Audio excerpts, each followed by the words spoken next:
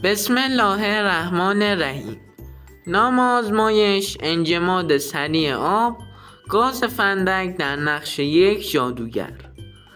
وسایل و مواد مورد نیاز برای آزمایش: آب، گاز فندک، یک ظرف. اولین مرحله آزمایش اینه که آب رو به داخل ظرف بریزیم.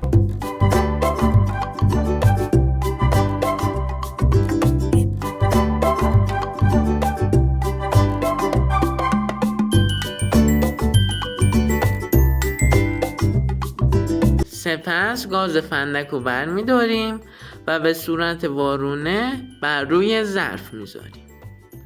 سپس با فشار دست به گاز فشار وارد میکنیم.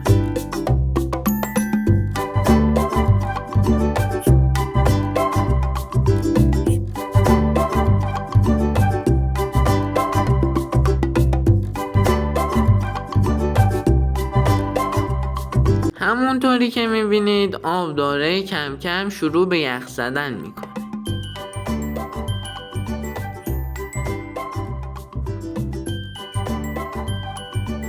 واو!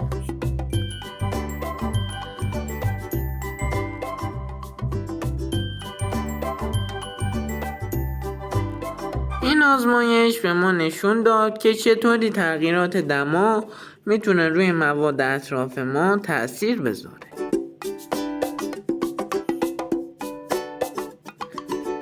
تا یک آزمایش دیگه، خدا نگهدار.